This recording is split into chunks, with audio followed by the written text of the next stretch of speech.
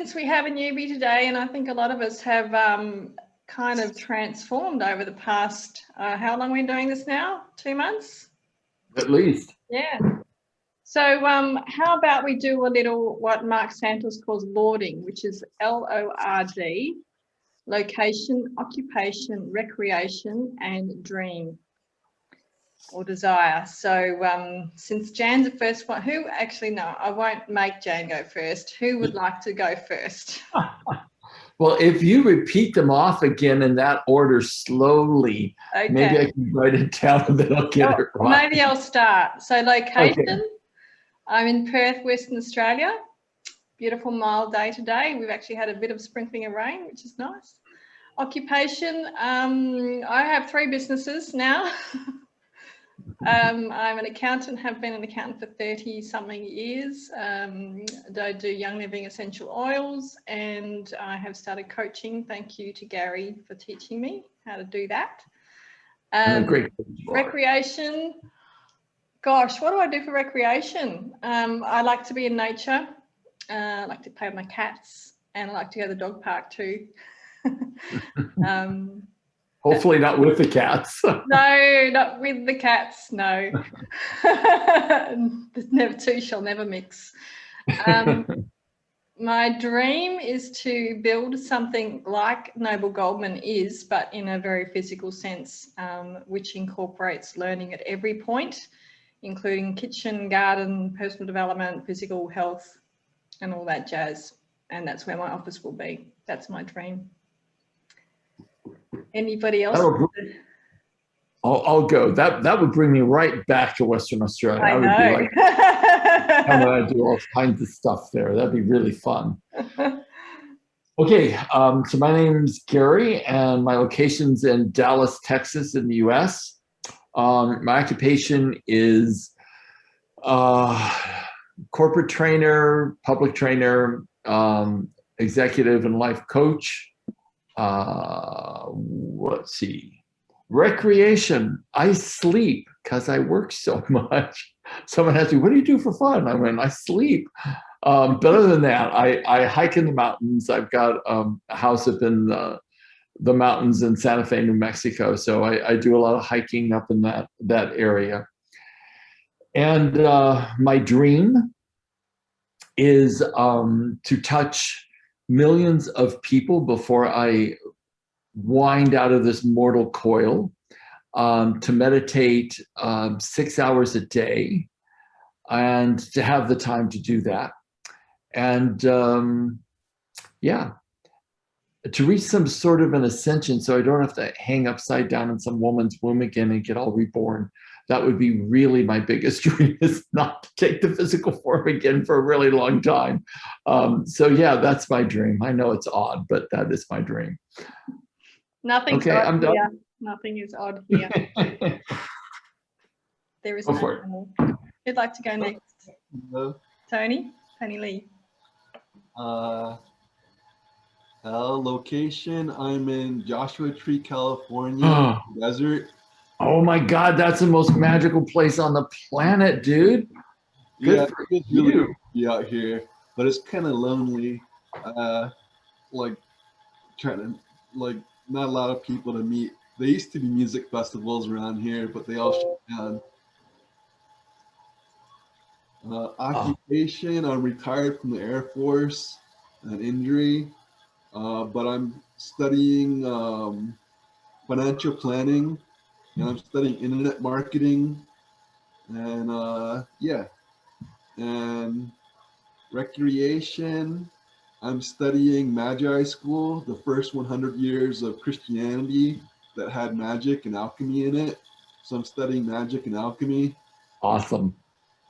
And my dream is, my literal dream that I had was being royalty and ending all the human trafficking and communism in the world and creating heaven on earth and making paradise. Yeah.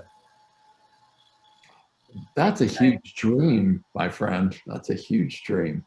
Yeah, but there's lots of people with the same dream, and we're going to do it together. Yeah, absolutely. I tell you guys, if you ever come to the US, You will probably fly into LA or Dallas on the West Coast. Make sure you go out to Palm Springs, but on the way to Palm Springs, go to Joshua Tree because it is magic out there. It's high desert. It's just beautiful. I'm jealous. I know you two would get it off like. I'm jealous. Well, now you got someone you can visit in Joshua Tree. Yeah, no kidding. I'll get myself over there now. Who would like to go next? Stan, we're doing lauding because we've got a newbie and we haven't done it for a few months. So location, occupation, recreation, and dream. Whenever you want to do that. But I'll let you think about that. Who wants to go next? I'll go next. Hey, Julie. Hi. My location. Oh, that's a tricky one. Well, I'm in New Zealand. I am a New Zealander, born and raised in New Zealand, but I also been overseas for 20 years. And so I have a residency in Holland as well, in Amsterdam. So that makes me truly a global woman, I feel, rather in shape as well. But anyway, we won't get into that nonsense. Now, occupation, I was kind of, I've had lots of occupations. I have to say now, entrepreneur, would we say that? Or gatherer of lovely people and community. So I'd like to see myself as a community builder and belonger. So in a way that really changes people's lives and the planet. So, you know, we're not talking little bits here. And helping others to do the same while I'm, you know, doing it to myself as well. So I've got lots of skills and lots of different careers, you know, an artist, I was a potter, and then I became a teacher and moved on to special needs. So I'm very, very interested in youth and young people and helping them to love themselves. Recreation, lots. I love gardening. I want to get back to clay at some point. I'm passionate about cooking. And the problem with that is that I eat too much myself. And it would be nice if I didn't enjoy my own cooking so much. And my dream is, I have family in England and UK. I have a UK passport and a New Zealand one, is to have a base in both places. And that's getting a bit harder and harder at the moment for me to work out.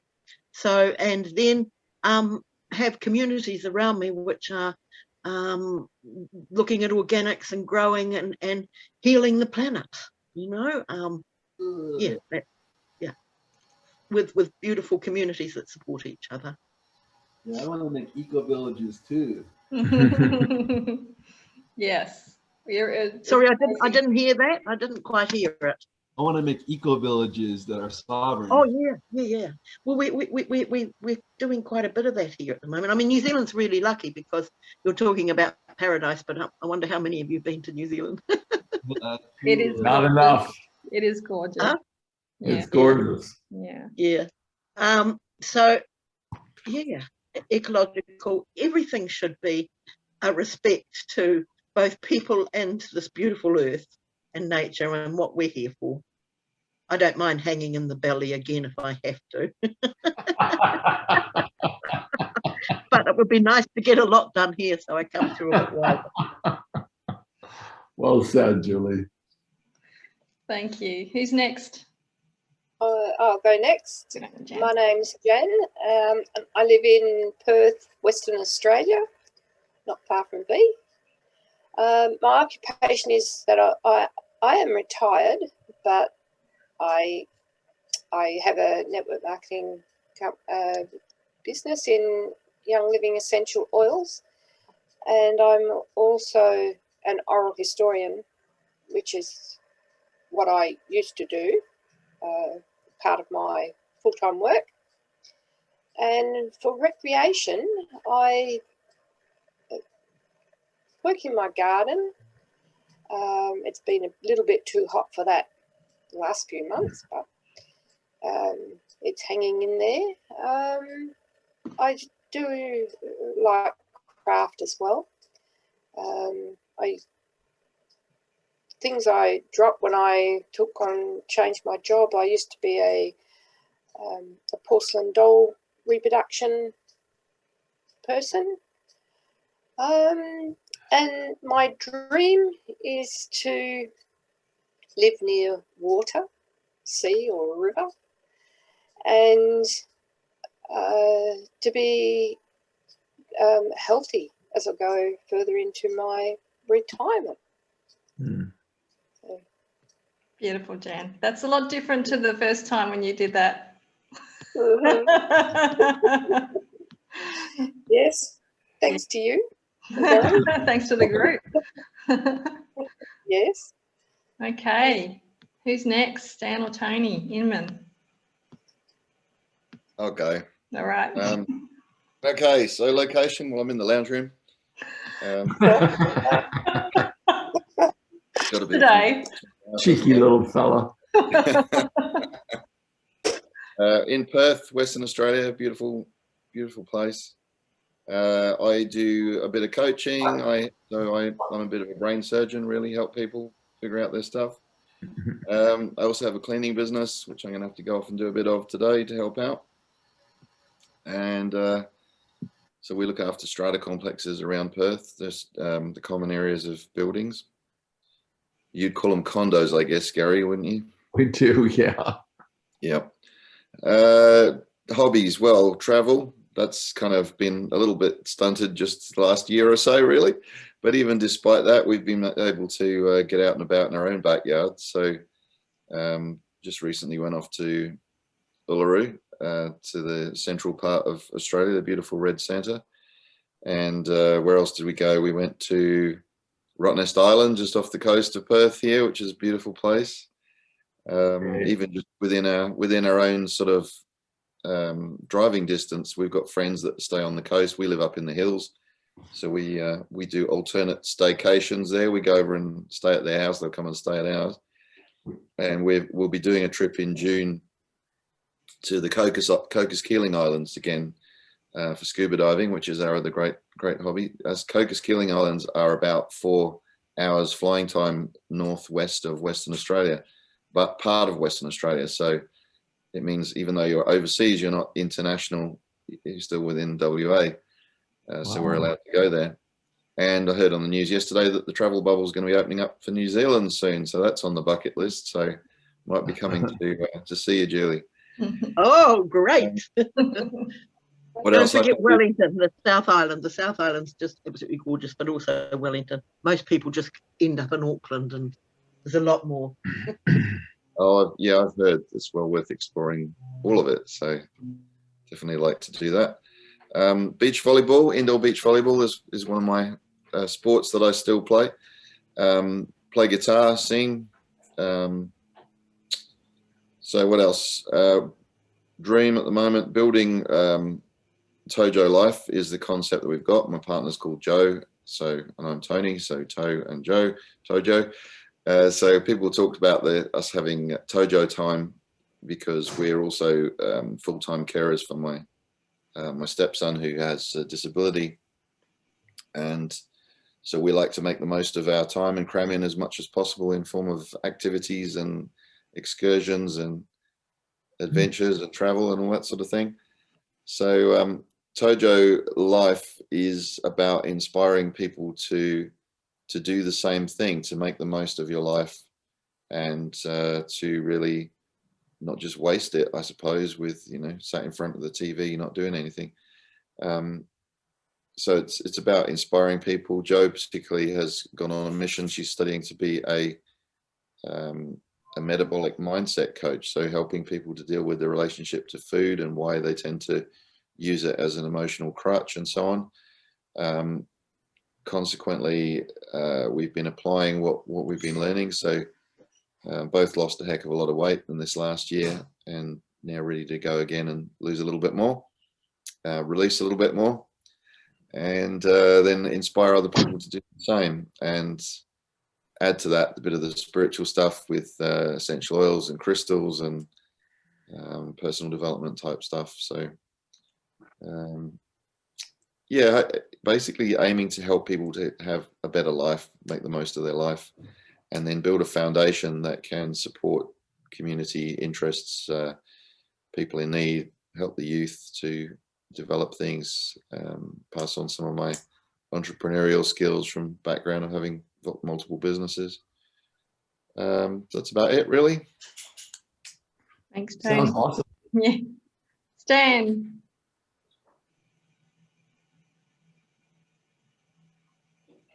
Ah, can you hear me? Yes. Ah, good. For some reason, my tablet didn't charge, so I'm on my phone today. So I am a martial arts and self-defense instructor, an out-of-work outdoor rec leader. For recreation, I do martial arts, trying to work my way up to brown belt, get past a bad knee and some bad feet to kind of get to that level. I like to play laser tag.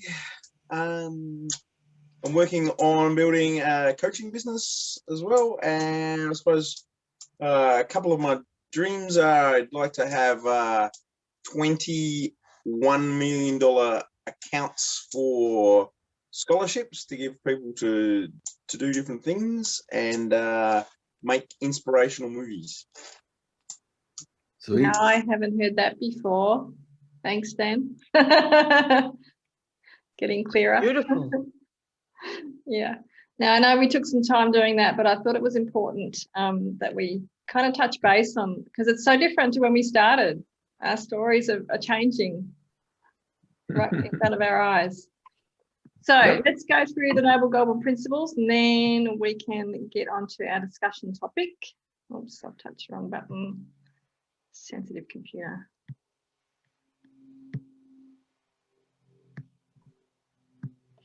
Okay, can everyone see the screen? Yep. Jan, you were on first, so you can read verse number 1, and Gary, Tony Inman, Tony Lee, you can be number 4 after Tony Inman. So basically there's numbers next to each of these statements, and we'll just read them out in order. Stan, you're number 5, Julie number 6, and I'm number 7. Jan, would you like to start?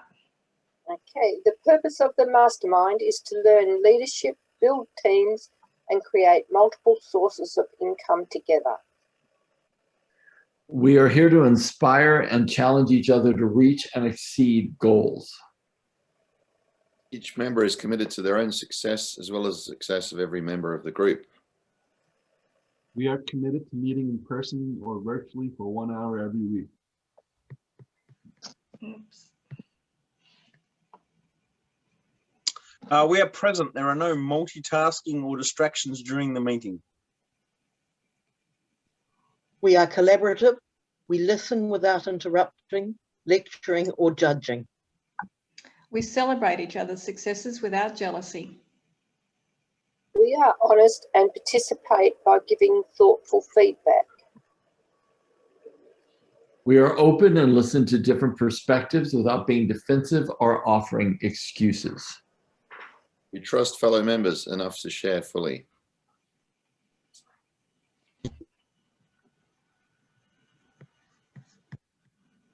You there, Tony Lee? I can't hear you. Which one? Which one did you read, Tony? 11. 11. You're 11. This one here. We are focused, but we also think it's important to have fun during meetings. We are real and authentic. This is a no BS zone. Julie? Oh, okay, sorry. We allow ourselves to become completely aligned with each other. And I've lost a bit. Each other. And the high forces, one mind, one soul, and one love. Because she's in New Zealand. Yeah, your screen's upside down, Julie. So you may want to turn it right side up because you look like you're No, standing on your head. think it's just upside down for you. Better? Oh, no, still upside down. Nope, it's the same. Okay, that's interesting. I don't know You what's do happening that. here then. No, There you go. It's better. Yeah, but it's oh, there we go. You're right now. no, It's that's okay. good. Noble Goldman International is a conscious, aware, and engaged global community of abundance and freedom creators. Our mission is to create 1 million millionaires who are free from the time for money paradigm. We focus on creating multiple streams of income through masterminding, team building, and the effective utilization of the internet-based platforms. The mastermind becomes an opportunity for self-mastery. Well, where the self-transcendent shift from the me to the we to the us occurs. As congruence and engagement increases, the world's consciousness is then raised one meaningful and inspired relationship at a time. Beautiful. Thanks, everybody. So the topic today is continuing on with relationships and the importance of communication, because communication is the relationship.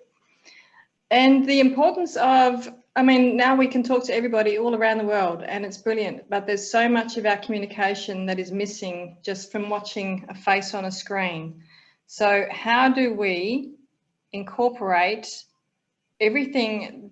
When we're communicating, we actually, only 7% is words. Is that right, Gary? 7%? Yeah, 7% is words, 38% is tonality of voice, and 55% is the physiology. And so all we've got is a face. So we really need to learn a lot more about communicating through the other senses, I guess, and to be able to read people's physiology just from looking at their faces.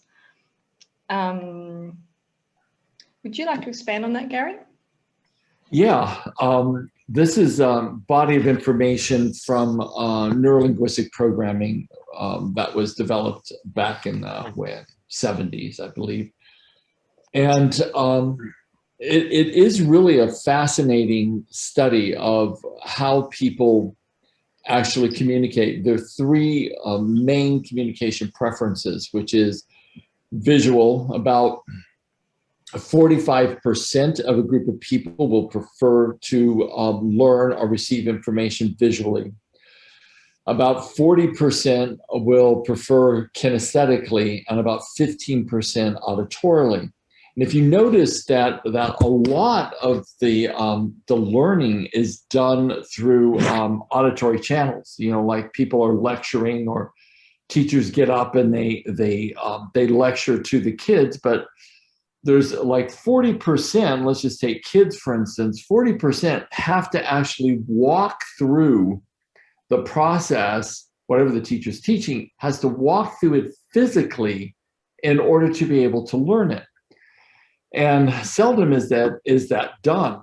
So how this relates to us, like let's say we're on Zoom calls, because I'm on Zoom calls all day long and most of the evening. And when I'm working with my coaching clients, and one of the things that I think is imperative is that when we look at a person's eye movements, the eyes, they grow out of cerebral cortex as embryos, where they're deeply connected to the central nervous system. So when the eyes are moving, they're actually activating the central nervous system. This is one of, our bodies are one of the most complex neurological organisms on the planet. And we're riding around in them. And since, the conversation or the level of the conversation is really the quality of the relationship, for us to learn the finer nuances of communication is quite important. So there's multiple ways, of course, to enhance our communication. And one of those ways is to create rapport. Now, it's a pretty standard theme of how we create rapport, but there are lots and lots of more subtle aspects to creating rapport. When I was training public trainings, what we're going to be speaking about right now is a 3-day seminar. because there's a lot to it.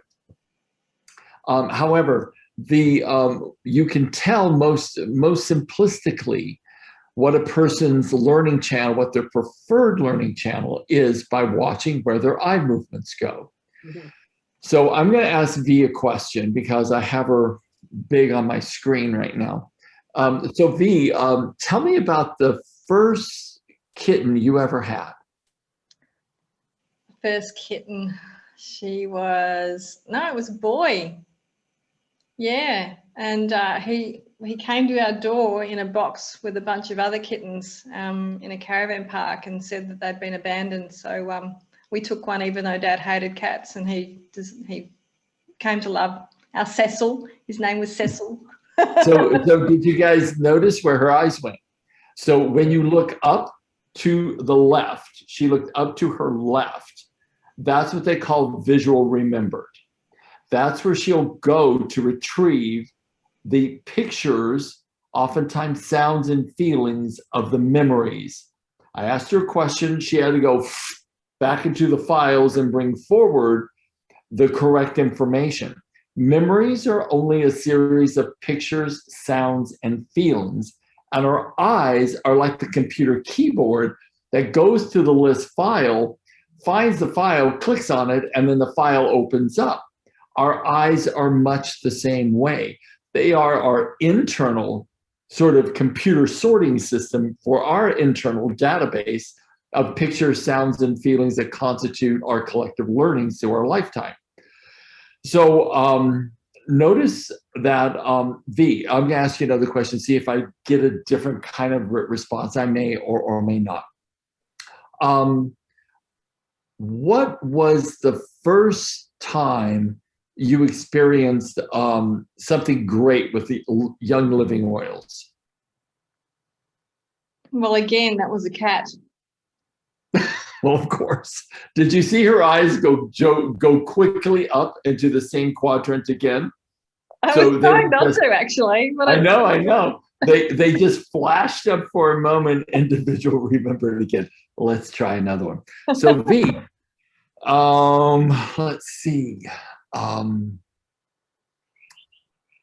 Talk to me about the funniest thing Pauline ever did in a meeting for Young Living. Funniest thing? Yeah. Oh, there she goes again. So she's up in visual recall again.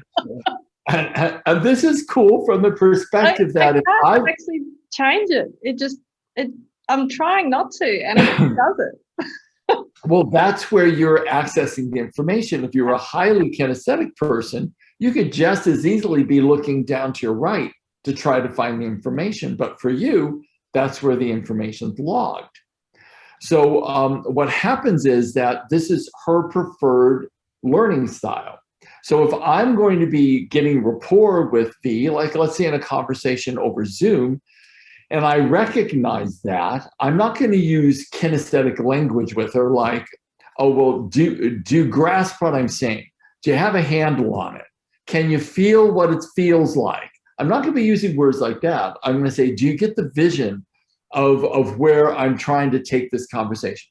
I mean, does it look great to you? Is it bright? Is it like, do you get the image of it in your head? I'll be using visual language with her rather than kinesthetic language because she's already demonstrated, her nervous system's already demonstrated that the visual system is her preferred system. So I'll be using more visual language with V if I was in a conversation where I was attempting to get another level of rapport. Since Zoom is all we've got, what we have then is just eye patterns, find out what the preferred representational system is, begin to start speaking to her in that terminology, and additionally, listening to her word choices, because you'll be able to hear word choices in her language that you can also match. That will begin to help you even move more into more rapport with her. So V, let's just get in a mild conversation for 1 minute. What was important to you about getting involved in the Young Living Oils?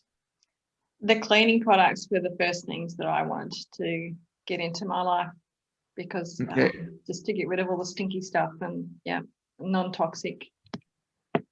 Yeah. And what was important to you? Now, notice what she said at the very end. She said, get rid of the stinky stuff. And then she emphasized ever so slightly, non-toxic. Did everybody hear that? Yeah. That's called an analog mark, a tonal analog mark. When she's speaking, and then she subtly marks out. A person could move their hand and say, because of the toxins. Remember this, the more neurology involved, the more important it is to that individual. So I could say, so V, what's important to you about not having a toxic living environment? My health. Now I could ask you more, like, were there times when your health was compromised and the importance of your health was really, really important to you? Absolutely. Growing up with people not knowing anything about toxic products or toxic ingredients, and how it has affected my hormones and my skin and my organs as well, I'm sure. So then the aspect of having a non-toxic environment is not only important to you, but it's like life-giving to you as well. Absolutely. Yeah. And how important? Yeah. How important is that then to you, to be able to promote a product then that actually saves other people as well? It's kind of empowering. It helps. It really does empower me to help other people. And that empowerment, I would assume, is like heart and center to who you are becoming. Yes, absolutely. It's to be of service and to help people become healthier and more kind of in tune with themselves. Okay, great. So have you guys noticed how we started at a superficial level, and as I continue to follow her analog marks, her points of importance as she spoke, I kept asking questions about the importance of the thing she was saying. So first it was toxic, then we asked about that, then she said health, then we asked about that, about how important health was. If you continue to drop down, listening to what she emphasizes, and then asking questions about importance of those points, what you're doing is you're taking a superficial conversation and you begin to start asking, well, what's important about that to you? And she starts then speaking about deep-seated values. And then what happens is you get in a much deeper conversation with a person, because you're no longer speaking about fluff, you're speaking about the values. And then when you align your values to hers, like I could say, well, yeah, health is everything to me, because I've been in some points of my life without it, and it was devastating. It was all mentally encompassing, trying to figure out how to heal myself. It became like a full-time job almost. So I totally get that. It's vitally important. And then when we start, and that is all the truth, then V and I can start with a really similar, we can speak on a similar values level, and that always creates a much more profound connection with another person. Y'all with me? Y'all. Okay. So one level is watching the eyes to figure out whether they're predominantly visual, auditory, or kinesthetic.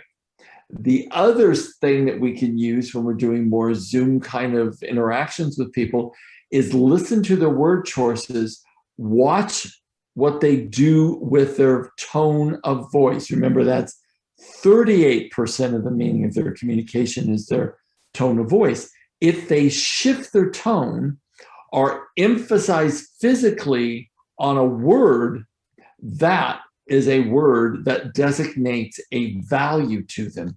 Then ask, I'm sorry, I don't mean to be nosy, but I'm really interested. What's important to you about that, whatever that was, whatever they said? And they will drop down several other levels of importance to them, which then means you're starting to speak at a values level. Like you can talk to people and dive really deep respectfully, and then be able to increase the connection, which is, I think, what all of us are starting for, especially in this world of Zoom and COVID, is this ability to connect with another person and have, I don't want to say critical conversations, but have more authentic conversations that creates a sense of community. So this is all, it seems like it's just subtle. It's like it's not that important, but actually it can become pivotal to being able to create relationships that can last a lifetime if you know how to dive a little bit deeper and go to what their values are. Oh, there you go. So V put up. Just remembered I found that, yeah. Yeah, V put up this from one of my manuals. Let's see. Yeah, key elements. Yeah, so 55%. Can you blow that up any, like the? Just go to the plus button. If I do, you might, if I can move. There you go. Okay, perfect. So 55% is our physiology, how we would be sitting with another person if we were physically with them, matching, not exactly, because that would be mimicking, but subtly matching how their physiology is as we're in a conversation with them. Their gestures, subtle, not exact, understated. And then their words, their phraseologies, not exact, but understated again. And then the 7% is actually words that they speak. But the words are super important, because if you can begin to start matching their words, it also shows that, remember, language is creative by nature. And if you're matching a person's language periodically in the conversation, what it does is it demonstrates at an unconscious level that I'm like you. So it begins to blur the boundaries even more between the differences of two people. The intent is to connect. That's the entire intent, is to create a much deeper connection with the individual that you're having that conversation with. So the physiology is you match the posture, significant gestures. I don't do facial expressions and eye blinking. Breathing is really powerful. If any of you have ever practiced Tantra, you can literally blur the boundaries between you and another person by breathing in synchronicity with the other person. Energy levels, there's nothing worse than having someone that is super high energy and another person who's super low energy trying to have a conversation. It's next to impossible. So matching energy levels.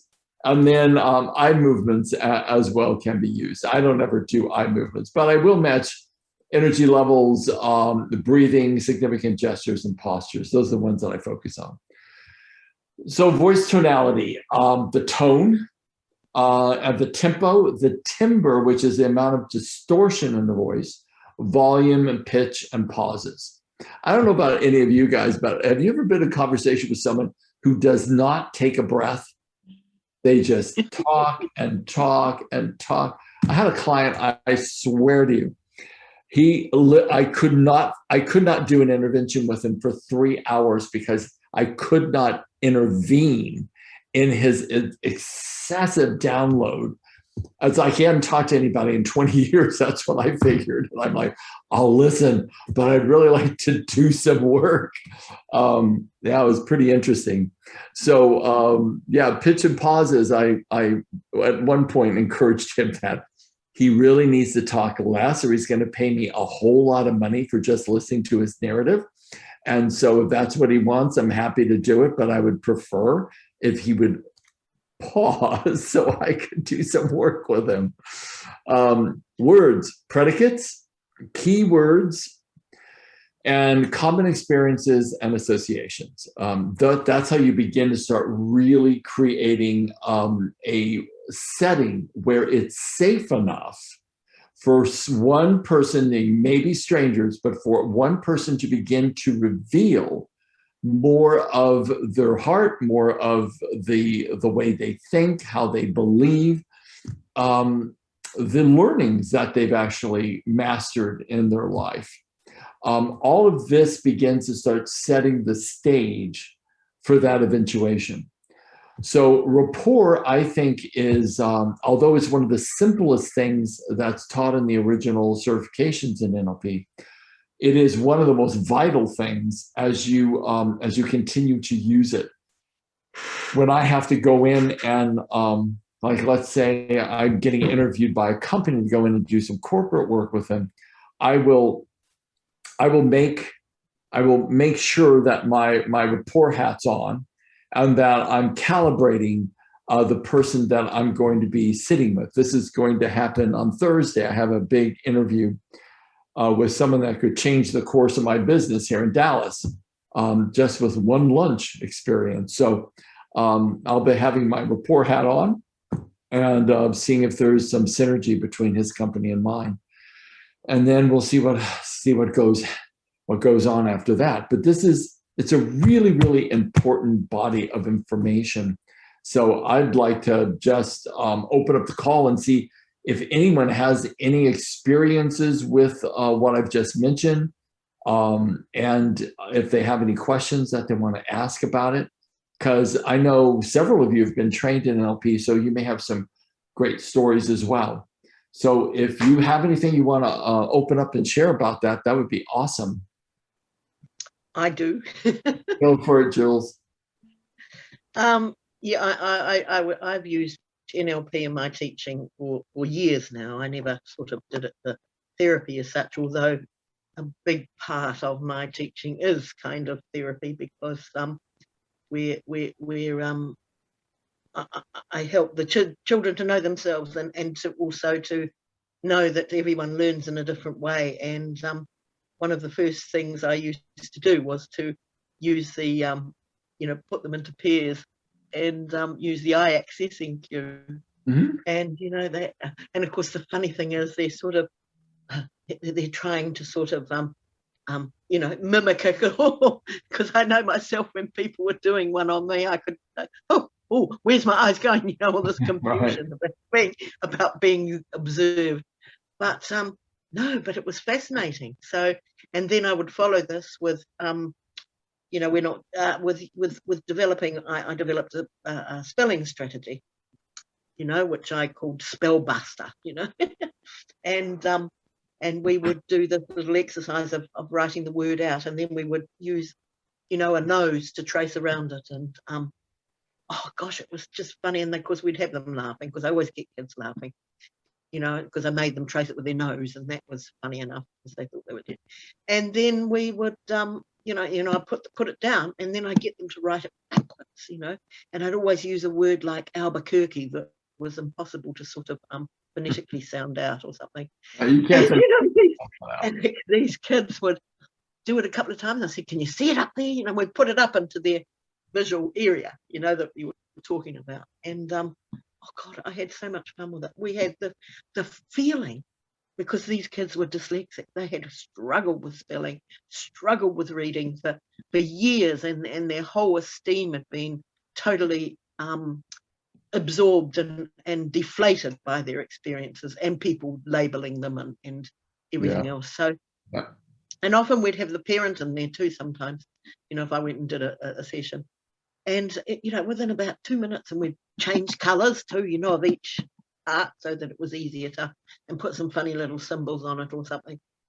And then I put it down, and I said, okay, put your eyes back up there. Can you see it? Yeah. And I'd say, go on, tell me the letters. And, then we put it down, and I said, okay, now I'd like you to write it down, starting with the end of the word backwards. So you're writing from right to left, And then they'd do it. And I said, don't go up and have another look. And then the faces on these kids was just classic. In fact, I did it last about three weekends ago with a boy that's struggling with reading, and his mum and him, and he, his face just was, oh gosh, it was wonderful. It was the most fabulous feeling. And he can still work. He can still spell Albuquerque backwards 3 or 4 weeks later. Well, what's so cool about that whole strategy is that anyone can learn anything if you have a poor memory around anything. You go up into your visual recall, you spell it forwards and you spell it backwards. You do that 3 times, and your system is great for kids But then what I train people to do is then go down into their kinesthetic, down to the bottom right, and feel what it feels like to get the word right or to remember the name. I would teach people, especially executives, how to remember people's names when they met them at networking groups, right? And then how to begin to start really remembering the name. So next time they saw the person, they would know their name straight up like that. So for entrepreneurs, that's a really important skill, is remembering of people's names, because they're meeting hundreds of people on a monthly. I've forgotten about that, and remember that was a very good thing to do as well. Yeah, but yes. it is fantastic, and the trouble is I don't use it enough myself. But it was still, it's getting past that emotional part, that block that they can't do it, and they can just, But for all of us, we can really use that technique. If there's stuff that you want to remember, you can easily use that, and it works, really beautifully. Thanks for that, Jules. That's awesome with the kids. Tony, you got anything you want to share, or Stan, or anybody else? Well, I was just thinking when Julie was talking about the cross-eyed teacher. You hear about the cross-eyed teacher? Couldn't control. Oh, but I feel a joke coming. So they couldn't control their pupils. Yeah. That was. Yes, it was on a Christmas cracker, I'm sure.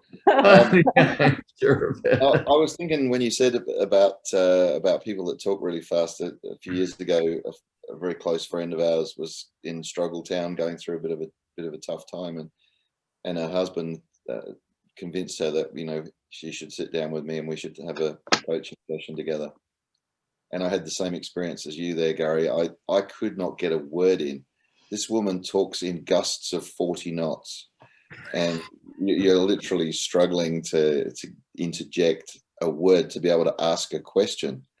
And I found that really, really challenging. And she's still like that today. I did get through to her in the end. I just had to pick my moments, but got her to re-examine a few of where her beliefs were coming from and how they were impacting on her happiness. Yeah, it's a challenge when you've got someone who hardly pauses for breath, and her husband jokes about it all the time, because he tries to get a story out and she just interrupts and talks over the top of him, and he's like, one day I'll get to finish a story. Well, one thing that I learned in time about it is that these folks have a super high sense of urgency. And generally that super high sense of urgency, if you were to peel that back, goes back to core childhood traumas where there was a lack of safety, like a real desperate lack of safety. And so everything became urgent for their survival.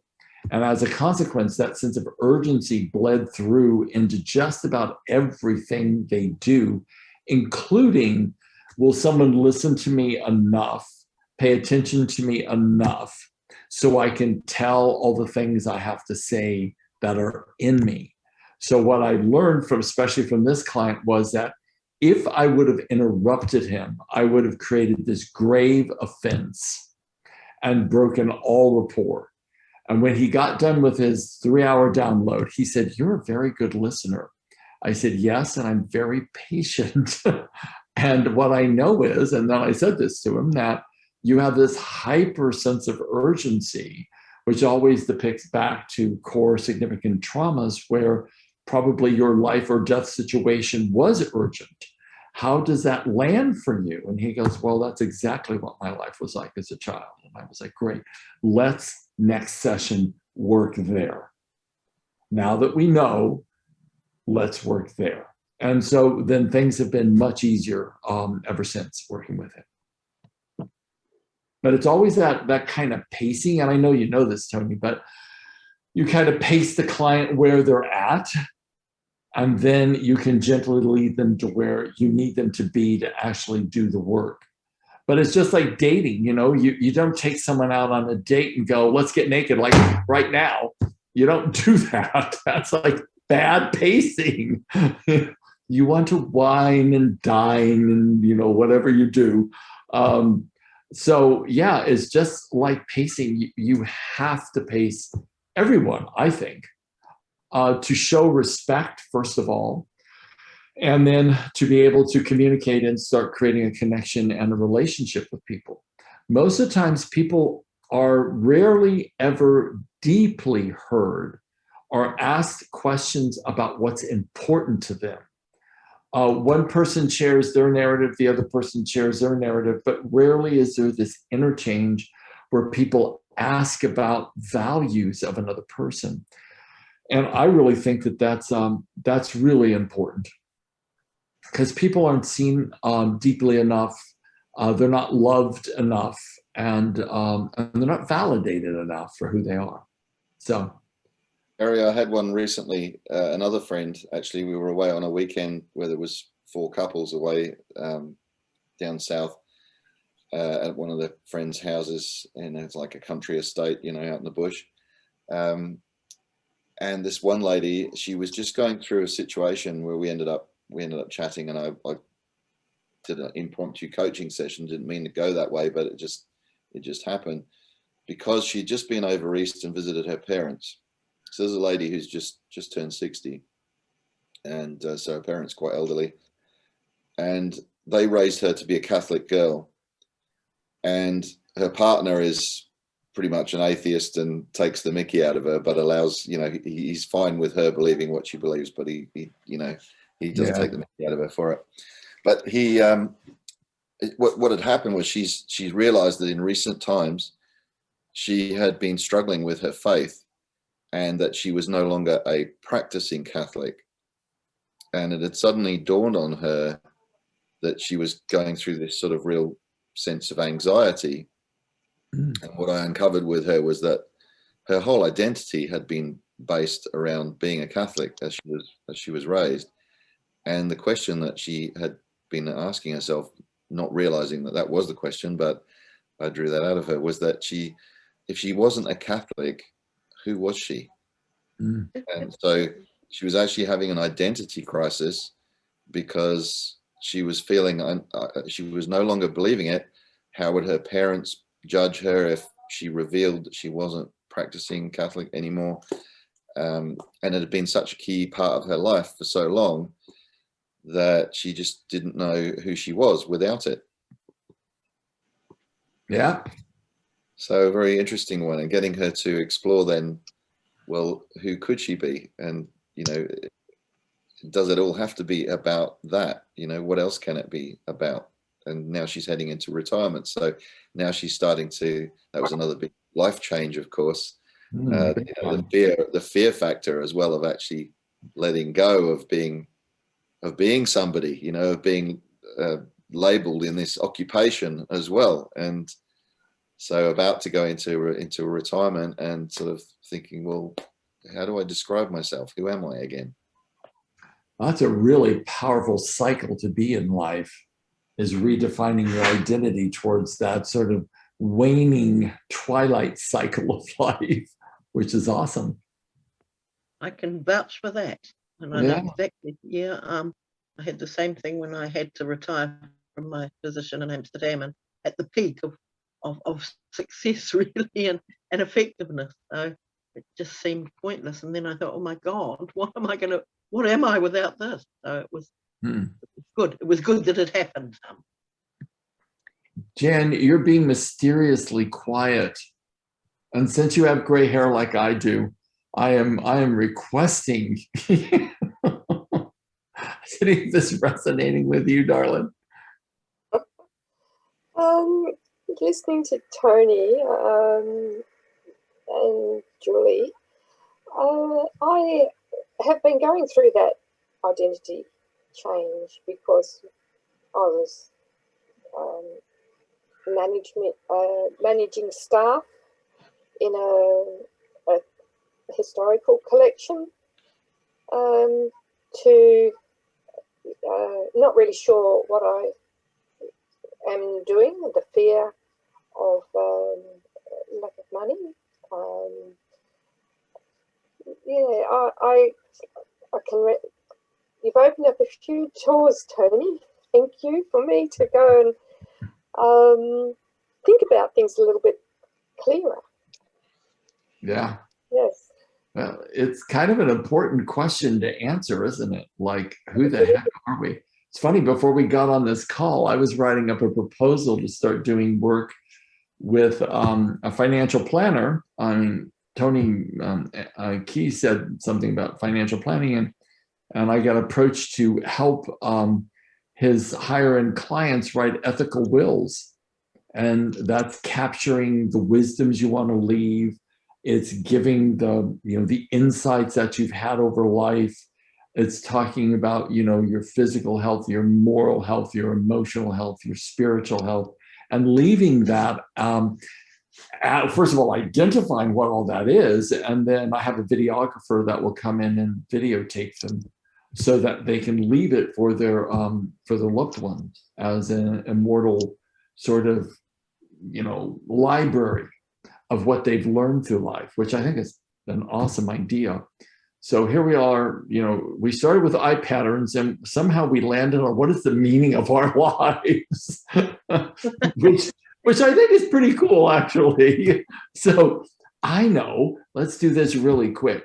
So Tony, our new guy, thank you so much for coming. If I was to ask you what's the meaning of your life, what would you say? I'm coming to you too, Jan, so you better think fast. Tony? Get enlightened and to save the world and to create heaven on earth. Awesome. I had a question that I keep seeing because I see you with a wizard's hat. Like, oh boy, are you connected to Merlin or Egyptians? It's I don't know. I mean, I've been around a few times, I think, but where, I don't know. I mean, the Aboriginal lawkeeper told me I was Atlantean, I was an Aboriginal person. So who knows? I think I've been around this cycle a long time. I'd like to rest in the astral realm somewhere for like a millennium or something after this stint on the ground. But thanks for that. Jules, what's the meaning of your life? Like, well, in one word or two? Oh, only one word or two. That's a bit hard. We're almost out of time, so we got to. A lifter. A lifter? Yes, I'm supposed to lift myself and then turn around and help others up. I love that. I'm a goat. You see, I'm a Capricorn, so I'm a goat. And I climb up and then I reach the top and I swivel round and help others up. That's what I've been told anyway. But I think my main mission in life is to make people laugh. Beauty. I really like the goat metaphor and the lifter. That is awesome. I've not ever heard anybody say that before. I'm going to remember that. V? My mission in life is to heal myself and others. Beauty. Stan the man. Mine would be I'm a pathfinder and a ladder builder. What is that last? A ladder booper? So what you said? A ladder builder. A ladder builder. Building no idea what that is. What is that? Translate that last word. A ladder builder. Oh, a ladder builder. Okay, got it. Got it. I thought it was one of those bizarre Australian colloquialisms in language that I have absolutely no idea what it is. Apologies. Okay. Where'd Jan go? Jan's there. Here. Oh, good. Jan, what's the purpose of your life, darling? I've always had an interest in different modalities like Reiki, and when coming to the essential oils, I thought, well, this is an amazing way to help people, and I did the raindrop training, and I have had quite profound successful, or got people to find their success through using the raindrop technique for them. Yeah. Awesome. Yeah. It's a good technique. I've had it done on me by Pauline. It's a really good technique. Yes. had a lady who couldn't lift her arms. So over just 3 times a week, over a month, 6 weeks, the whole life changed. Awesome. So that was pretty profound. Yeah, Good I for get you. I Good get a for lot of you. satisfaction out of that. Great. Mm. And Antonio, ¿qué pasó? Hey, there's Callie. I didn't know she was on. Time again. Sorry, Callie. The end. Well, We've had- better late than never. So everyone's sharing, Callie, what's the purpose of their life? We're on Tony right now. So Tony, hit it. Well, I would say exploration and communicating insights and understanding. Nice. So the Okay. travel externally and, you know, across the world, and also travel internally. I think you and I would be great friends if we ever hung out. We'd hang out in Fremantle a lot. That's what we would do. Yeah, I like Fremantle. I love Fremantle. Yeah. Callie, hit it. What's the purpose of your life, darling? My purpose is to just be the connection.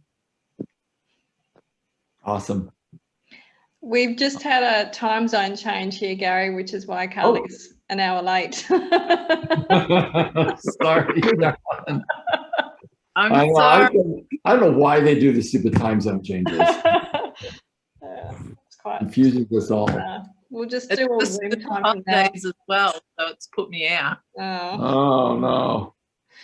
All right. I think Jan's got to go for her walk now. So Yep. we'll I have to think wind we're it all up. done. Yeah. Thank you, everybody. Have a think about communication and how the different levels. If anybody wants that that picture I showed, just let me know. And I think we can. Oh, I'd love to have it. Yes. And we'll dwell a bit It's more. a reminder. See how we can incorporate that. Dee, thank you very much for organizing, for doing this, for running the show. It is it's a pleasure to be in association with you, darling. I really appreciate you. Thank you. Thank you, everyone. And me too. Thank you. Okay, gang. See y'all later. Okay. Thank you. Bye. Have a Bye. wonderful rest of the week. Okay, bye-bye.